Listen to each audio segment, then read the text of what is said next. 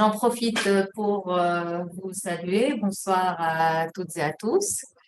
Donc, on va faire ce webinaire ce soir sur un test de grossesse négatif après un traitement de FIV, de fécondation in vitro. Que faire?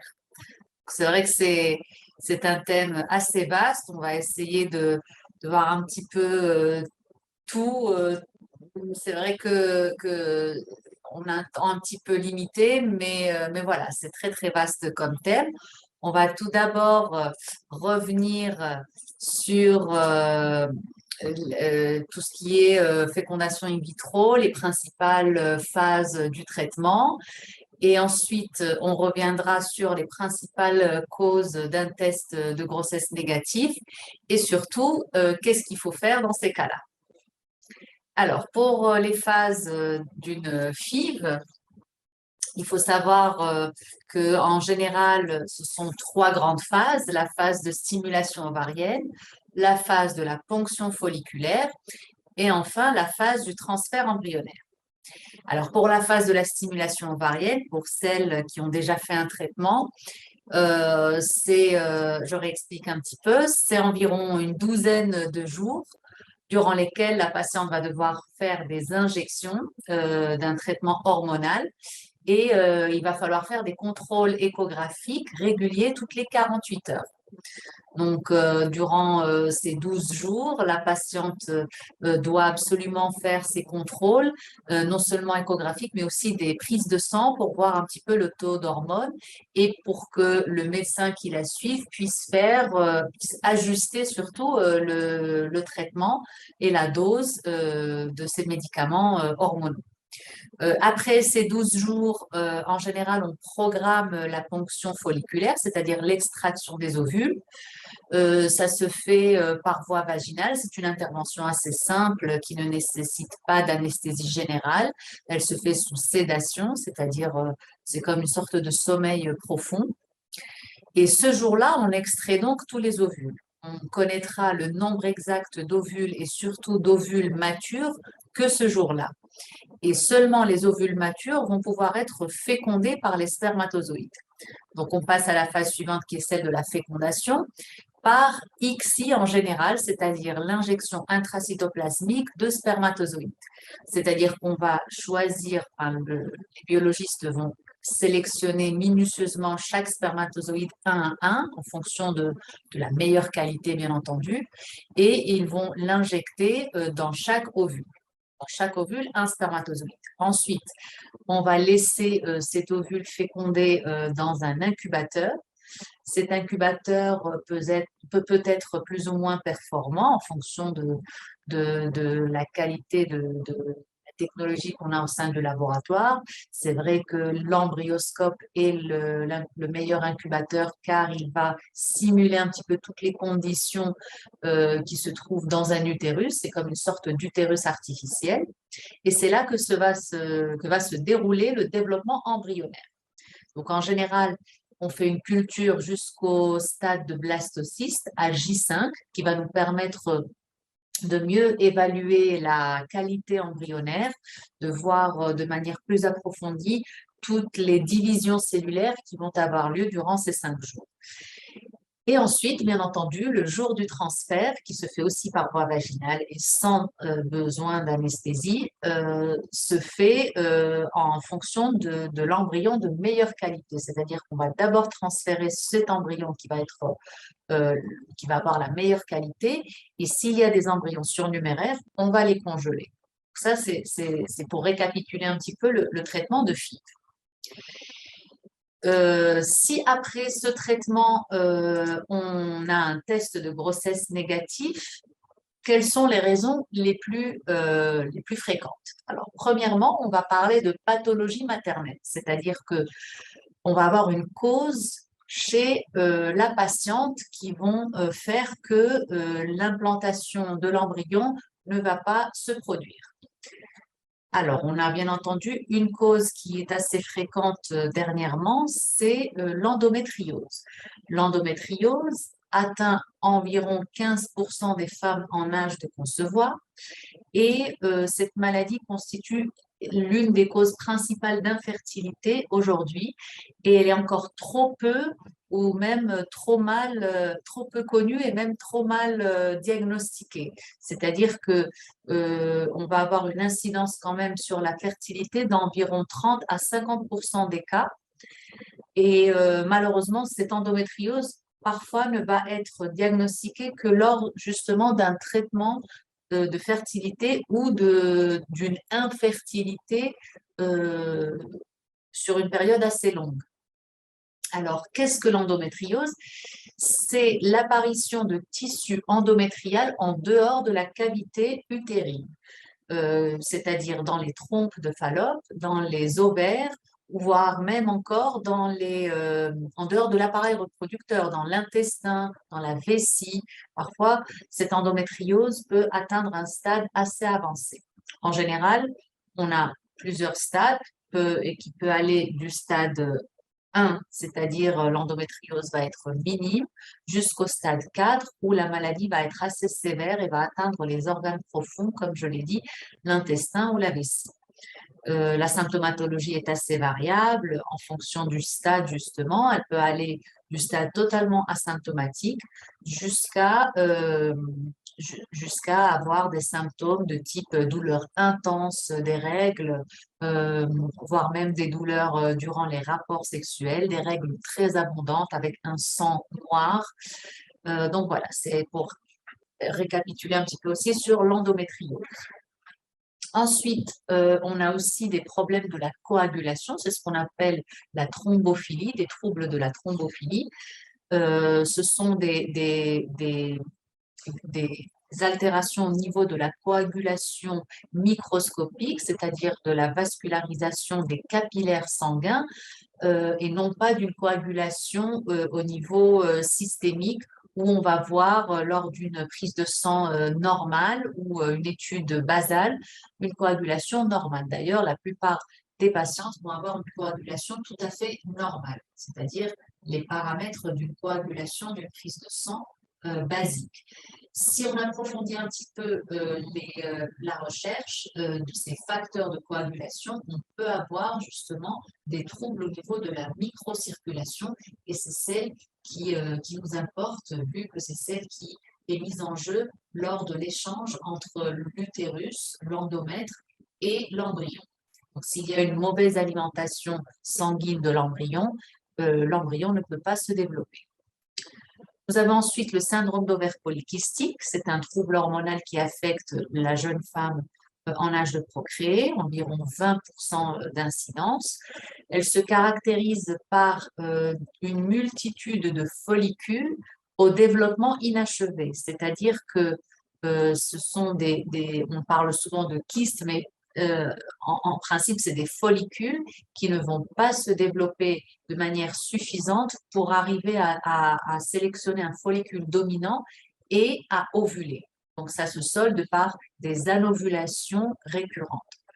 Les symptômes peuvent être très variables aussi en fonction du degré de ce syndrome d'ovaire polykystique. Ça peut aller d'une obésité, diabète, même de l'acné, de l'hirsutisme, c'est-à-dire l'excès d'hormones masculines va faire en sorte qu'il y aura une pilosité intense au niveau du visage. La pigmentation de la peau aussi peut être différente et bien entendu l'infertilité. Et ensuite, on peut aussi avoir des maladies auto-immunes chez la patiente qui vont affecter la grossesse, c'est-à-dire le système immunitaire va créer par erreur des anticorps contre soi-même. Ça peut atteindre plusieurs organes et en fonction de l'organe atteint, ça va se manifester par des thyroïdites, la thyroïdite de Hashimoto par exemple, un syndrome antiphospholipidien qui est en relation avec les fausses couches à répétition, le lupus ou la maladie cœliaque qui atteint l'intestin. D'accord? Ensuite, nous avons aussi d'autres causes, les pathologies génétiques. Donc, pardon, ne sais pas si Karine, voilà, les pathologies génétiques, pardon. Voilà, alors elles sont en relation avec l'âge et la qualité ovocytaire. Bien entendu, plus l'âge de la patiente euh, augmente, moins la qualité est bonne. Comme on voit dans ce schéma, l'âge est directement lié à l'aneuploïdie, c'est-à-dire l'absence de troubles d'altération chromosomique chez l'embryon.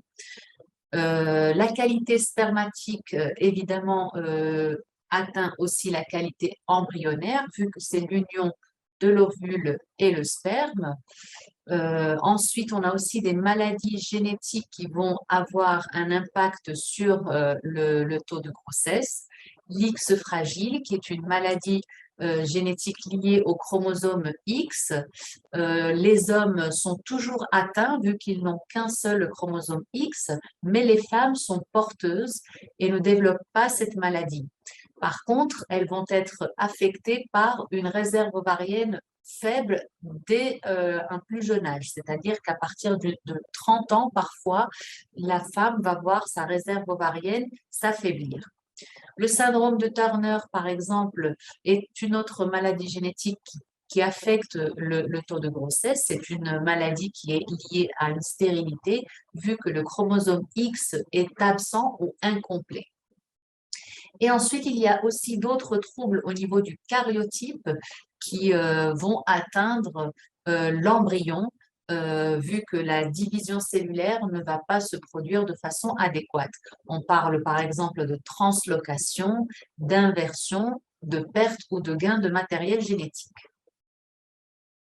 On revient ensuite vers les pathologies utérines. Alors, pour les pathologies utérines, on peut avoir plusieurs causes. La première des causes, c'est la fenêtre d'implantation, c'est-à-dire la période de temps idéale où l'endomètre va être le plus réceptif pour que l'embryon s'y implante. Donc, lorsque cette fenêtre d'implantation est déplacée, on aura donc un échec d'implantation. Dans les pathologies utérines, on peut aussi avoir des formations au sein de l'utérus, par exemple les polypes, c'est une petite formation à l'intérieur de la cavité utérine qui est tout à fait bénigne. Les fibromes, très fréquents aussi chez les femmes à partir d'un certain âge, ce sont des masses aussi bénignes qui peuvent se former à l'intérieur des différentes couches de l'utérus. Si c'est au niveau du myomètre, c'est-à-dire au niveau de la musculeuse, on parle de fibrome intramural. Si c'est au niveau de l'endomètre, c'est-à-dire de la muqueuse utérine, on parle alors de fibrome sous-muqueux. Si c'est au niveau de la séreuse, on parle de fibromes sous-séreux qui atteignent la couche externe de l'utérus. Donc, en fonction de l'endroit où on va trouver ce fibrome, il y aura un impact plus ou moins important sur l'implantation de l'embryon. Et ensuite, des malformations de l'utérus, par exemple un utérus cloisonné ou un utérus arqué, qui n'est pas vraiment une malformation, c'est une variante de l'utérus qui parfois empêche une implantation adéquate de l'embryon. Un utérus septal, c'est-à-dire où il va y avoir une petite séparation au niveau du fond de l'utérus, ou alors des synéchies ou des adhérences comme le syndrome d'Asherman après un curetage ou une intervention intra-utérine qui laisse des calcifications et des adhérences suite à ces interventions. On passe donc à la partie pratique de ce soir qui est que faire? Que faire lorsqu'on a justement un test de grossesse négatif? Premièrement, on va parler du traitement. C'est le plus important finalement, c'est de parler de la FIV, de comment s'est déroulé ce traitement de FIV. Revenir sur les antécédents et le dossier médical de la patiente, surtout sur les antécédents chirurgicaux. Parfois, la patiente ne juge pas important de mentionner une intervention chirurgicale qui pour elle est bénigne et qui pourrait être déterminante pour l'implantation de l'embryon. Par exemple, l'appendicite. Parfois, cette intervention qui a l'air tout à fait banale peut engendrer une inflammation locale, comme l'appendice se trouve très proche de l'appareil reproducteur féminin, il peut engendrer des adhérences et des calcifications, surtout au niveau des trompes. Voir aussi les antécédents familiaux, s'il n'y a pas une maladie héréditaire qui nous a échappé. Surtout aussi la prise de médicaments ou de compléments alimentaires pendant le traitement de FIV. Très souvent, les patientes prennent des compléments alimentaires dont on ne connaît pas vraiment l'impact sur l'absorption adéquate des traitements hormonaux qu'on donne, vu qu'il n'y a pas d'études suffisantes sur ce thème-là. Tout ce qui est huile d'onagra, euh, des herbes, des compléments parfois de la médecine traditionnelle chinoise. C'est des choses qui, a priori, ne font pas de mal, mais dont on ne connaît pas réellement l'impact et comment elles peuvent interagir avec les traitements hormonaux. Revenir aussi sur le déroulement du traitement et surtout des 2 semaines d'attente lorsque l'on fait le transfert, l'attente du test de grossesse. Donc, ces 2 semaines sont primordiales. Il faut surtout qu'il n'y ait pas de stress, de prise de médicaments, d'arrêt de la prise des médicaments que nous recommandons, des maladies qui concordent avec la stimulation ou alors cette attente, par exemple une gastrite, une gastroentérite aiguë peut parfois engendrer une baisse de l'absorption des hormones. Lorsqu'il y a des diarrhées ou des vomissements répétitifs, tous les médicaments que l'on prend vont diminuer, leur absorption va diminuer. Les fortes émotions aussi. Et pour revenir sur le déroulement du traitement de FIV, parfois lors de la stimulation, il faut bien montrer aux patientes comment faire les injections, la réalisation des injections. Lorsqu'on obtient un trop faible nombre d'ovules ou alors le jour de la ponction, on n'arrive pas à extraire les ovules, on a une ponction blanche. Il faut aussi revenir un petit peu sur la réalisation de ces injections, le maintien des médicaments. On sait toujours de maintenir les médicaments au frais. Donc voilà, il faut vraiment revenir sur tous les détails et parler un petit peu de cette fibre. Bien entendu, si c'est le premier échec après un premier traitement de FIV et un premier transfert d'un embryon, il ne faut pas, bien entendu, dramatiser. C'est finalement il faut remettre tout dans son contexte. Si c'est un premier essai, on va d'abord peut-être refaire un essai avant de passer aux examens complémentaires dont je vais vous parler tout de suite, à continuation. Donc, dans les examens complémentaires, une fois qu'on a revu un petit peu tout le traitement et on a reparlé de la FIV avec les patients, on va prescrire parfois des examens sanguins, par exemple une étude de la thrombophilie pour détecter les troubles de la coagulation dont je vous ai parlé au départ. Vu que dans une étude de la coagulation basique, c'est quelque chose qu'on ne va pas pouvoir détecter, il faut vraiment demander des facteurs de coagulation spécifiques.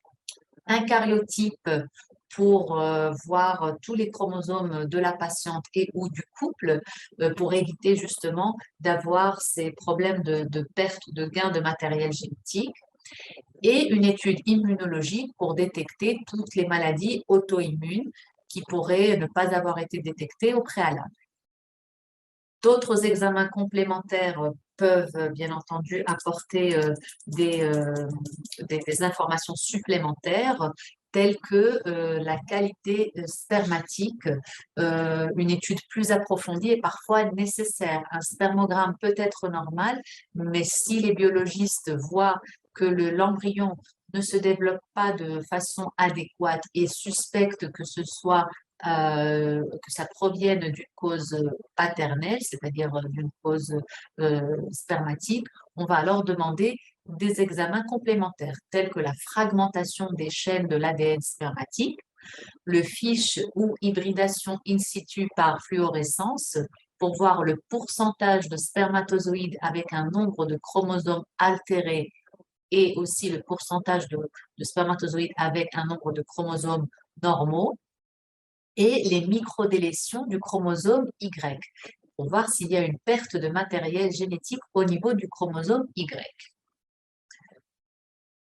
Une fois qu'on aura éliminé ces causes spermatiques, on pourra aussi demander d'autres examens complémentaires pour éliminer les causes utérines dont j'ai parlé auparavant. Donc, premièrement, l'évaluation de l'utérus avec l'examen de la fenêtre d'implantation, l'ERMAP ou l'IMAP, ou alors une culture endométriale avec le CD138, une échographie en 3D ou même une hystéroscopie. Tout ça va nous permettre d'évaluer l'utérus. Alors, premièrement, pour la fenêtre d'implantation, c'est un test qui va nous permettre de simuler un transfert embryonnaire, mais au lieu de réaliser le transfert, ce qu'on va faire, c'est une petite biopsie de l'endomètre pour analyser les récepteurs de l'endomètre et voir si l'endomètre est réellement réceptif.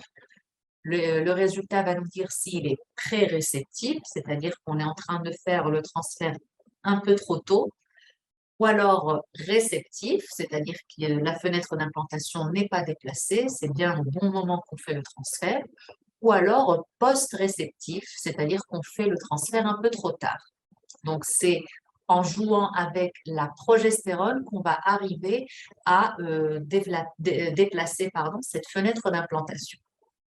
Pour ce qui est de la culture endométriale et le CD138, c'est pour analyser la microbiote de l'endomètre, c'est-à-dire la flore endométriale. Finalement, il y a aussi une flore bactérienne qui peut être bénéfique pour l'implantation de l'embryon, mais il y a aussi évidemment des bactéries qui peuvent être pathogènes et provoquer ce qu'on appelle l'endométrite chronique. Ensuite, l'échographie en 3D va confirmer la forme de l'utérus, l'utérus s'il est arqué ou alors la présence de polypes, de fibromes, de septum ou d'adhérence et de synéchie. Donc, c'est une échographie qui va nous permettre de poser un diagnostic. Et enfin, l'hystéroscopie, c'est une petite intervention pour rentrer à l'intérieur de l'endomètre avec une caméra et voir directement l'aspect de l'endomètre, voir s'il y a présence de polypes, de fibromes, de septum, d'adhérence et de synéchie comme pour l'échographie 3D, mais surtout, ça va nous permettre aussi de traiter au cas où on trouve l'une de ces altérations. Si on trouve un polype, ça nous permet de la résection de ce polype, le curetage de fibromes s'ils sont présents à l'intérieur de l'endomètre, et évidemment aussi s'il y a des adhérences, des synéchies ou un septum, de pouvoir libérer l'endomètre de tous ces problèmes. Et enfin, on a aussi d'autres examens complémentaires pour couvrir un petit peu la partie génétique, et c'est un peu la partie la plus importante vu que les problèmes, les altérations génétiques sont les causes les plus fréquentes d'un test négatif, surtout chez les femmes à partir de 35 ans. Donc, on va avoir différents outils pour pouvoir détecter les problèmes génétiques. Premièrement, le PGTA, c'est le fameux diagnostic génétique préimplantatoire pour tester les aneuploïdies. Alors, c'est un examen génétique qu'on va réaliser sur les embryons à J5, lorsque l'embryon arrive au stade de blastocyste. On va pouvoir faire une biopsie de cet embryon en faisant bien attention d'extraire les cellules le plus loin possible de l'embryon. C'est pour ça qu'on le fait à J5. C'est-à-dire que à J5, on va avoir un embryon assez développé pour pouvoir différencier la masse cellulaire interne qui va être le futur embryon du placenta, c'est-à-dire le reste des cellules qui va entourer la masse cellulaire interne. Et on va bien entendu biopsier l'embryon seulement du côté du placenta, ce qui va être le futur placenta. Cette biopsie, on va l'envoyer au laboratoire de génétique pour pouvoir analyser tous les chromosomes et on pourra savoir si l'embryon présente une altération génétique de type aneuploïdie, c'est-à-dire des trisomies ou au contraire des monosomies, ou si l'embryon est sain. Et avec cet examen, bien entendu, on ne pourra transférer que les embryons sains, ce qui va augmenter le taux de probabilité. On a aussi le PGTM, c'est la même chose, mais en cherchant une maladie monogénique, c'est-à-dire si le couple, dans le couple, chez la patiente, on sait déjà qu'il y a une maladie génétique héréditaire dans la famille ou chez elle-même, si elle-même elle est porteuse d'une maladie génétique, on va aller chercher, bien entendu, cette maladie génétique pour éviter de transférer ces embryons qui vont avoir cette même maladie et de propager donc la transmission de cette maladie. On parle de maladies génétiques de type mucoviscidose, dystrophie musculaire de Duchenne, bêta-thalassémie, etc. Et enfin, on a le test de compatibilité génétique. Ça rejoint un petit peu ce que je viens de dire, c'est-à-dire que va chercher, on va faire un panel de porteurs de maladies génétiques chez les deux membres du couple.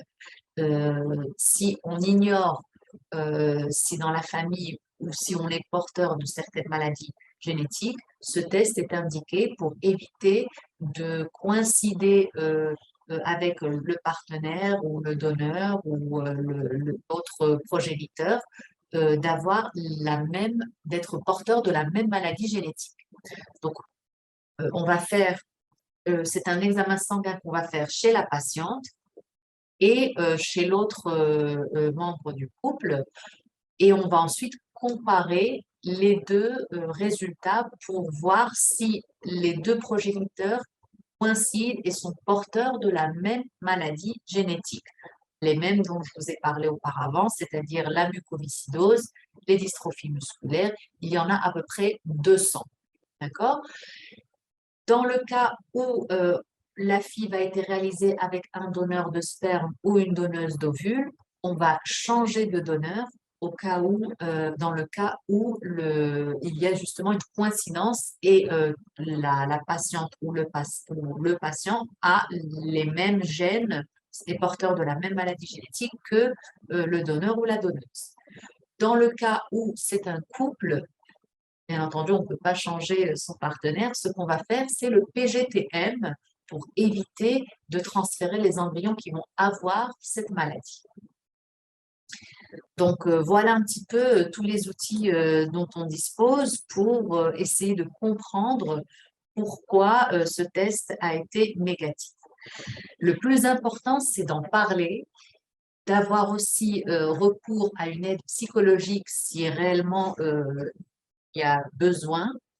Comme j'ai dit, tout dépend un petit peu du traitement. Si on vient d'un premier traitement de FIV avec un premier transfert, il ne faut pas dramatiser. Ça peut même être un résultat normal. Il faut juste réessayer, retenter un autre transfert avant de se lancer dans la recherche de toutes ces causes dont je viens de parler. Il faut aussi savoir que l'équipe médicale est là pour vous aider, pour essayer d'apporter une solution. Ne surtout pas perdre espoir, continuer à lutter et à chercher voilà, les causes. On ne trouve pas toujours une cause, c'est pour ça qu'il ne faut pas perdre espoir. Même si on ne trouve pas de cause, on va quand même lutter et essayer d'arriver finalement à, à réaliser son rêve, et même si le chemin peut être un peu long parfois. Voilà. Ben, en tout cas, merci de votre attention et on va passer maintenant aux questions. Merci Zineb, très intéressant. Alors, Merci. je reviens. Euh, on va passer aux questions. Alors, je vais la lire, Zineb, et puis je te laisse répondre, d'accord? D'accord.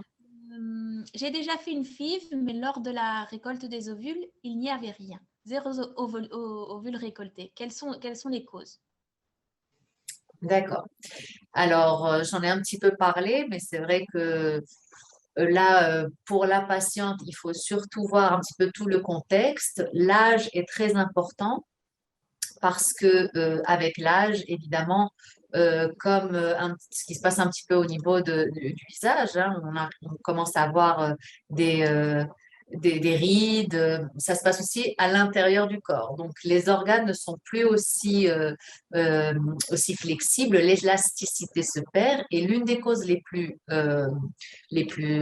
fréquentes, c'est justement au niveau cellulaire, le jour de la ponction le follicule se voit, on voit le follicule, d'ailleurs dans les échographies, on voit souvent ces follicules, mais le jour de la ponction, la membrane ne libère pas l'ovule à cause de cette perte de l'élasticité, du collagène, etc. Donc, si le follicule ne libère pas l'ovule à l'intérieur du liquide folliculaire, parce que finalement, le jour de la ponction, ce qu'on fait, c'est on ponctionne avec une aiguille le follicule et on aspire le liquide que contient ce follicule. Et dans ce liquide, les biologistes vont aller chercher l'ovule. Si le follicule ne libère pas l'ovule dans ce liquide, s'il n'est pas libre dans ce liquide, on ne va jamais pouvoir obtenir cet ovule. Donc, l'âge est le facteur majeur lorsque ce problème se pose, c'est-à-dire une ponction blanche. Un autre problème qui peut être posé, c'est revoir, comme j'ai dit, la dernière injection, l'ovitrel ou le décapeptile. C'est très important de la faire à l'heure précise, à l'heure exacte, que les conditions soient bien maintenues, c'est-à-dire le frais, la chaîne du froid, et que cette injection soit bien réalisée, qu'il n'y ait pas perte de médicaments et que la dose soit entièrement absorbée. Merci. Une autre question. Bonjour, est-ce que le nombre de jours d'abstinence de l'homme a eu un impact sur la FIV? Oui, bien sûr. D'ailleurs, il faut toujours donner les instructions à l'homme avant de lui demander de laisser un échantillon de sperme, que ce soit pour le spermogramme ou pour le jour de la ponction. Et si on maintient une abstinence trop longue, plus de 5 jours, la qualité du sperme va être affectée. Il faut savoir que il y aura une accumulation des spermatozoïdes dans les testicules. Les testicules fabriquent les spermatozoïdes tous les 2 mois environ. Donc, s'il n'y a pas renouvellement de ces spermatozoïdes, les plus vieux, c'est-à-dire ceux qui ont été fabriqués il y a 2 mois, vont commencer à mourir, ils vont se perdre. Donc, plus il y a d'abstinence, plus on ne libère pas ces spermatozoïdes et plus le sperme là, va être concentré en spermatozoïdes morts ou altérés ou trop avec une motilité trop faible. Donc, il faut vraiment avoir un maximum de 2 à 3 jours d'abstinence. Merci. Autre question. Est-il possible de cumuler le PGTA et le PGTM ou un seul des deux est nécessaire? Non, d'ailleurs, le plus souvent, lorsqu'on fait un PGTM, on fait un PGTA aussi. Ce serait dommage de détecter et d'exclure une maladie monogénique et ensuite d'avoir un problème au niveau du nombre de chromosomes. Donc, en général, lorsqu'on fait un PGTM, on fait automatiquement un PGTA aussi. Merci. Autre question. Y a-t-il des caractéristiques morphologiques qui permettent de savoir que l'embryon porte potentiellement des anomalies génétiques sans passer par l'examen génétique qui est assez onéreux? Oui, alors effectivement, c'est vrai que les examens génétiques sont assez onéreux, sont assez chers et malheureusement, il n'y a aucune classification visuelle qui va nous permettre d'exclure complètement un- une maladie, une altération chromosomique, une altération génétique chez l'embryon. Évidemment, il y a une corrélation entre la qualité visuelle et la qualité génétique, mais elle n'est jamais à 100%. D'ailleurs, on a eu beaucoup de surprises lorsqu'on a fait des PGTA à, à des embryons qui apparemment étaient de la meilleure qualité, 5AA, et on a vu qu'ils avaient des altérations génétiques. Donc voilà, il n'y a pas une corrélation assez forte pour pouvoir se fier simplement à la classification visuelle que font les biologistes. Question suivante. Bonsoir, j'ai une endométriose légère diagnostiquée après 2 échecs de FIV. J'ai 39 ans et une bonne réserve ovarienne. Dois-je envisager un don d'ovocytes? Si oui, quel est le protocole une fois le transfert d'embryon effectué dans votre clinique? Alors, il faut savoir que l'endométriose, si elle est à un stade léger, n'est pas forcément synonyme d'infertilité. Il y a et comme j'ai dit, il y a un fort pourcentage, une relation assez forte, environ jusqu'à 50% des femmes qui vont avoir une endométriose vont aussi avoir une infertilité. Donc, si vous avez 39 ans, il y a aussi le facteur âge qui va s'ajouter à l'endométriose et donc affecter la qualité des ovules. Alors, si aucun traitement n'a jamais été fait chez cette patiente et il y a une bonne réserve ovarienne, pourquoi pas, premièrement, tenter avec ses propres ovules. L'endométriose, si elle n'affecte pas les ovaires, elle n'affecte pas les organes adjacents et l'endomètre est plutôt en bon état, pourquoi pas, premièrement, faire une FIV avec ses propres ovules. Maintenant, je conseillerais de faire une FIV avec le diagnostic génétique préimplantatoire pour éliminer les causes génétiques. Si finalement, on voit que ça ne marche pas ou que la qualité des ovules va être trop faible ou que vous ne répondez pas bien à la stimulation hormonale, le don d'ovules va être la meilleure solution. Dans ces cas-là, on va choisir une donneuse qui va être compatible avec votre phénotype. La loi ici en Espagne est assez stricte de toute façon. On est obligé de respecter certains critères physiques. Puis, c'est cette donneuse qui va faire cette stimulation, on va lui extraire les ovules et en parallèle, on va vous préparer l'endomètre pour l'implantation de l'embryon. Et une fois le transfert réalisé, tout suit finalement le cours d'une grossesse comme si c'était avec vos propres ovules. C'est simplement la cellule qui a été changée, mais le transfert va se faire comme si c'était avec vos propres ovules. Donc, vous ferez le test de grossesse. Si vous tombez enceinte et que ça marche du premier coup, vous continuerez la grossesse comme une grossesse normale avec vos propres ovules. Oui, et sachez également que dans notre clinique, le suivi post-transfert se fait jusqu'à la fin du premier trimestre. Jusqu'à la semaine 12, les médecins suivent les patientes, même à distance depuis la France, avec les échographies de contrôle et tout. Tout à fait. Nous avons fait 3 FIV, obtenu en tout 16 embryons. Aucun n'a atteint J5. Quelle peut être la cause? Faut-il demander au biologiste Que faut-il demander au biologiste pour connaître la cause?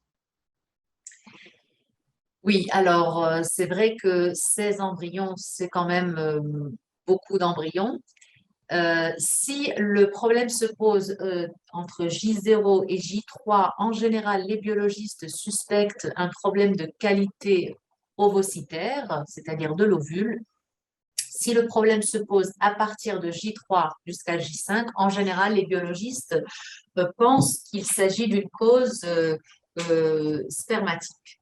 Donc, il faudrait voir avec les biologistes le développement embryonnaire. C'est là que l'embryoscope, par exemple, est assez pratique parce qu'on arrive vraiment à avoir une vision globale de tout le développement embryonnaire et éventuellement pousser en fonction de ce qu'on suspecte, si c'est la cause maternelle ou paternelle, pousser un petit peu les examens complémentaires. Si c'est la cause spermatique, voir un petit peu tout ce qui est qualité spermatique, fragmentation, fiches, microdélétion, etc. Parfois, il y a des techniques avancées de sélection spermatique comme le PIXI ou le Fertilchip qui permettent de sélectionner encore mieux les spermatozoïdes. Ils passent d'abord par ce filtre-là et ensuite par le filtre de la sélection visuelle des biologistes. Et donc, ça améliore un petit peu le développement embryonnaire. Et bien entendu, l'incubateur aussi est très important. Hmm.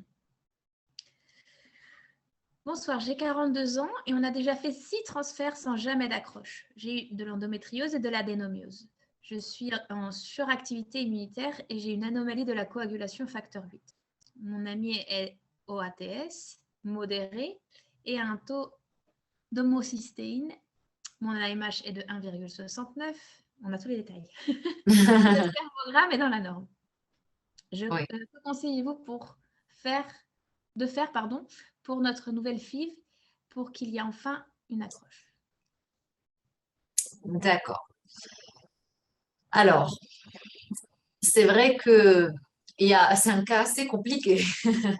On a un petit peu de tout. On a le facteur âge, qui pour moi est l'un des facteurs les plus importants dans tout ça. L'endométriose et l'adénomiose. On a aussi l'activité immunitaire, la coagulation, le facteur masculin en oligoasténotératosospermie. Et voilà. Donc, pour résumer, il faut essayer de traiter et de cibler un petit peu chaque altération. Pour l'endométriose et l'adénomiose, il n'y a pas vraiment de traitement qui va éliminer complètement cette maladie. Comme je l'ai dit, c'est vraiment assez compliqué de la traiter, mais il y a certains médicaments, certaines hormones qui aident un petit peu, comme le décapeptyle, essayer de diminuer cette adénomiose surtout, c'est-à-dire la présence de l'endométriose au niveau de l'endomètre. Donc, en faisant sur 2 ou 3 cycles des injections de décapeptyle pour diminuer l'adénomiose, ça, en général, ça améliore l'implantation embryonnaire. Ensuite, pour le sperme, c'est vraiment un facteur aussi important.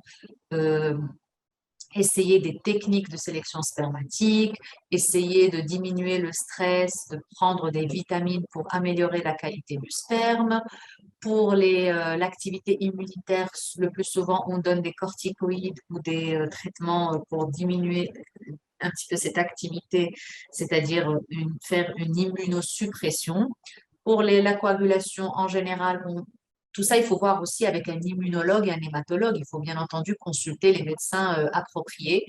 Donc, je disais que pour la coagulation, en général, les hématologues vont conseiller d'utiliser de l'héparine ou des anticoagulants. Mais le problème le plus important, comme je dis, c'est l'âge. Et moi, je ferai un diagnostic génétique préimplantatoire parce que malgré tous ces problèmes, je crois que le problème majeur va être la qualité embryonnaire. Oui. Oui, et puis c'est vrai que, alors j'allais ajouter que n'hésitez pas à nous envoyer, je vais vous le mettre dans le chat, l'adresse mail pour écrire au docteur Meski, parce que voilà, par exemple, un cas comme celui-là, et je vois qu'on a également d'autres questions avec Oui, voilà, dossier médical, mais finalement, il nous manque des détails importants, parce que voilà, 6 transferts, mais on n'a pas, par exemple, les détails s'il s'agissait d'embryons AJ3, AJ5, voilà, s'ils sont récents ou pas par rapport à l'âge. Donc, c'est vrai que n'hésitez pas, on a sans aucun engagement de votre part, on se fera un plaisir d'étudier un peu plus en profondeur votre cas, ce qui est parfois un peu difficile comme ça, même si oui, là, on avait quand même pas mal de détails, de donner une réponse vraiment fermée qui puisse vous convenir comme ça dans un webinaire. Donc, voilà, n'hésitez pas, je viens de vous le mettre dans le chat, à nous écrire et avec votre dossier médical. oui. Et ça sera un peu plus facile de donner une réponse précise.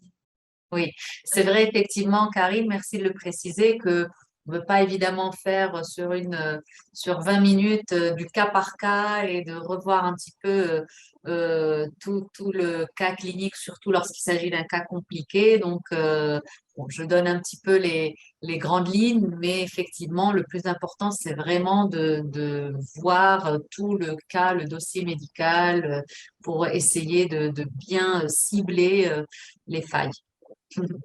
Et parce que là, voilà, on a une autre question, la suivante, qui est également très, très pointue, avec une FIV avec un dosage de 300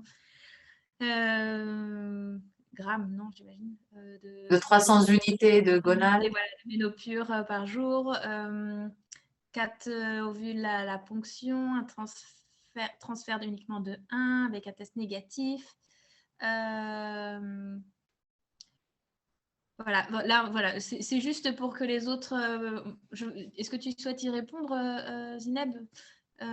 Ou est-ce qu'on invite la personne à. Bon, de toute façon, je vais vous inviter à nous envoyer plus de détails, mais voilà, la personne nous dit que même après ce transfert, tout était normal. Oui, alors moi, ce que je retiens un petit peu, c'est 4 ovocytes, un seul embryon transféré. J'ai l'impression qu'il y a un petit problème de réserve ovarienne aussi. C'est possible.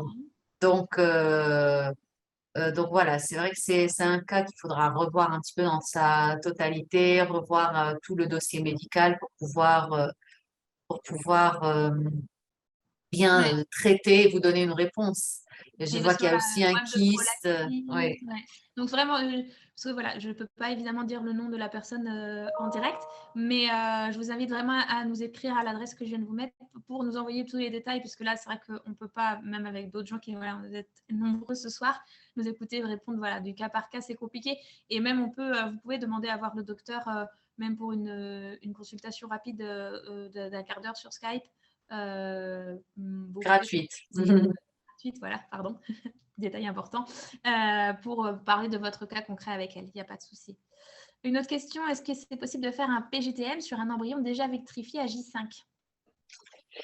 Oui, c'est possible de faire le PGTM sur un embryon déjà vitrifié à J5. Il faut savoir que s'il est vitrifié, il faudra le dévitrifier, c'est-à-dire le décongeler, faire la biopsie et le recongeler parce que le résultat, on ne l'aura que 15 à 20 jours plus tard. Et bien entendu, on ne peut pas laisser un embryon en frais dans un incubateur aussi longtemps. Donc, il va falloir recongeler l'embryon.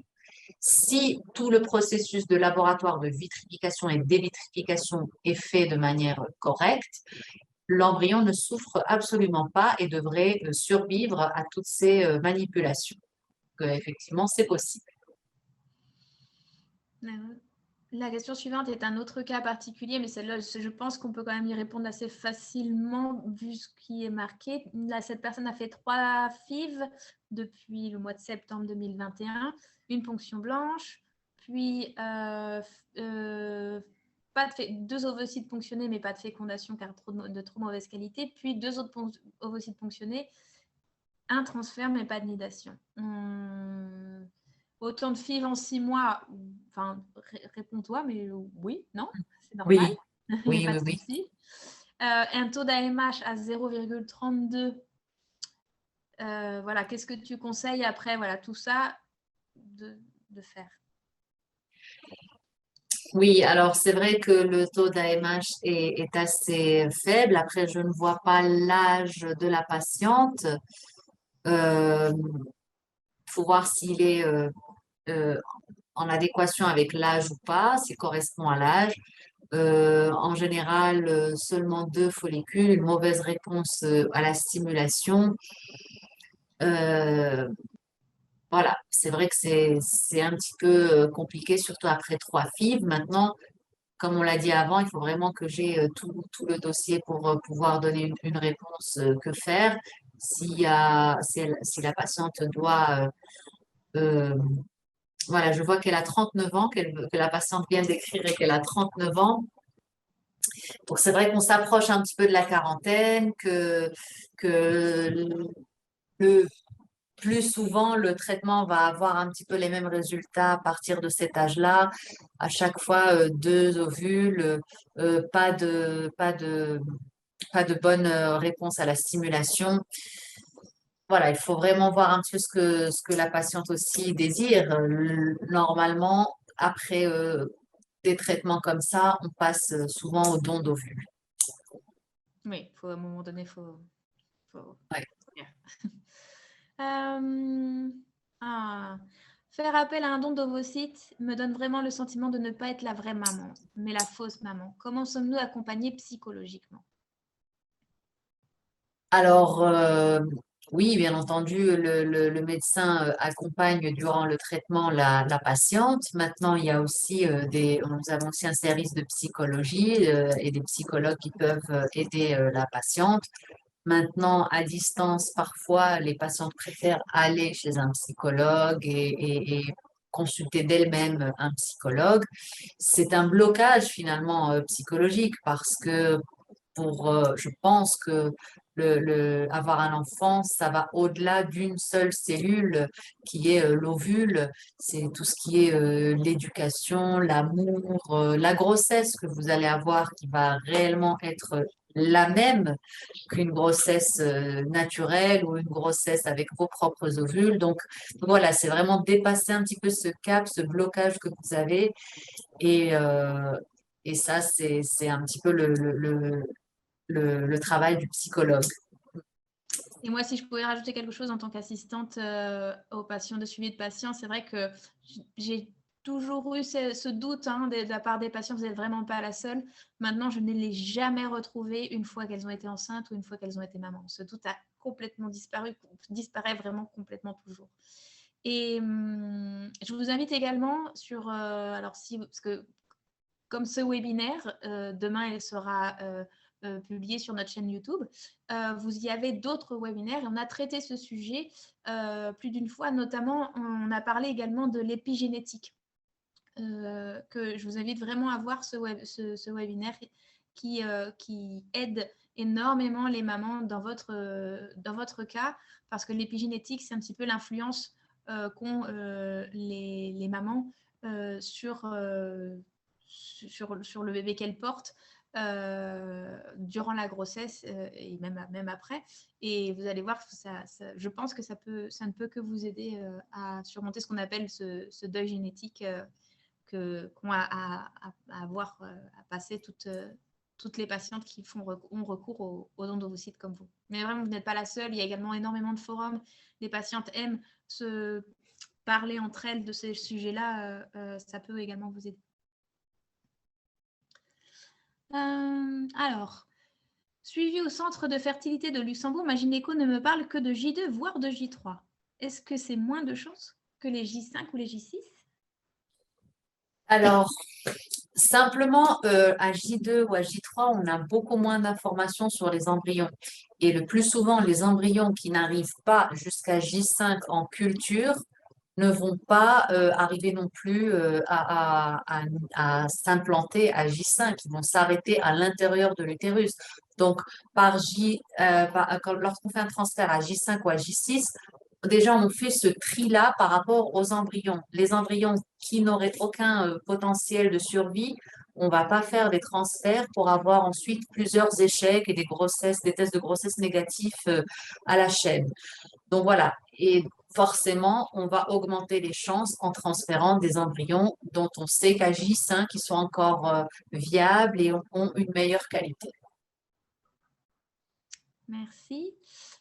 Alors, on a énormément, parce qu'on arrive à plus d'une heure de webinaire, on a énormément de questions qui arrivent, que c'est vraiment encore du cas par cas.